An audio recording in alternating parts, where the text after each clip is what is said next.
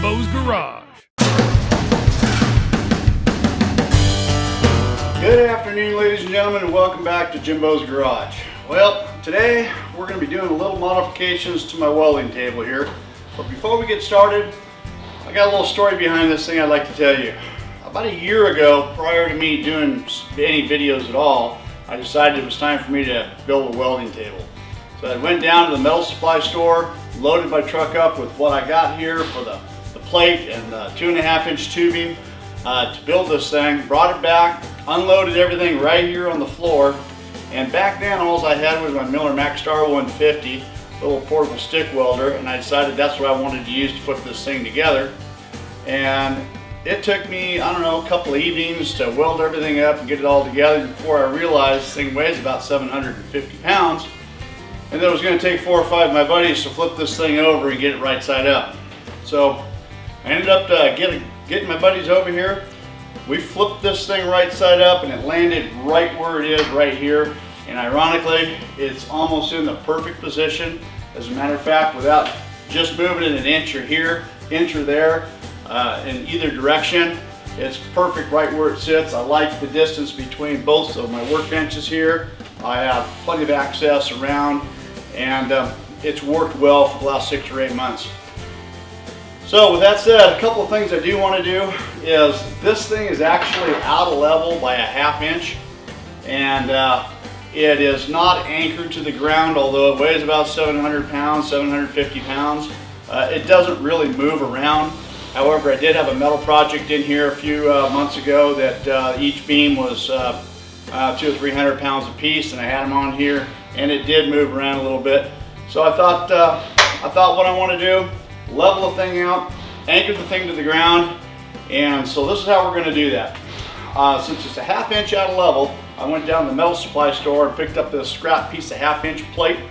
I've got this 2.5 inch square tube, which is the same size as the tube of the length of the welding table here.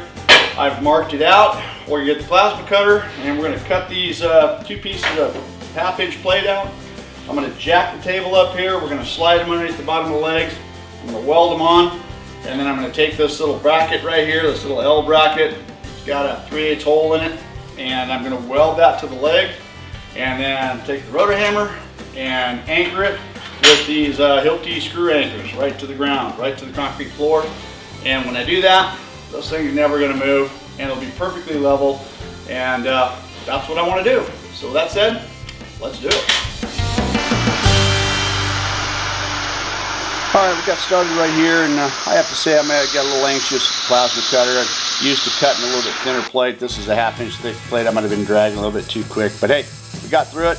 Everything worked out good, and just softened up the edges of the grinder a little bit. And you know, I've been wanting to do this for a long time, get this thing leveled out. Just something that's been bugging me for a long time. But hey, that 1/2 inch plate fit right underneath there, and you can see me welding this thing out. Yeah, for a fat guy, it was hard for me to get on my belly, but hey, we were able to get it done. And these, we anchored it down with these Hilti screw anchors, and I gotta say, these screw anchors are amazing. I've used these things in several jobs, several different applications, several sizes, and these things really fasten things down fast and efficient, and hey, they look really good.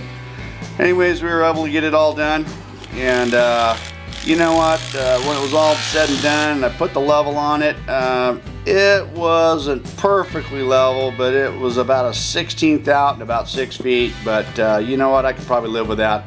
All in all, I'm pleased the way it turned out, and I'm sure it'll be just fine. Well, everybody, there you go. As you can see, we got it perfectly level, and we got it totally secure to the floor. I don't think I'm going to have any more problems with this thing moving around, or it's never going to move, ever.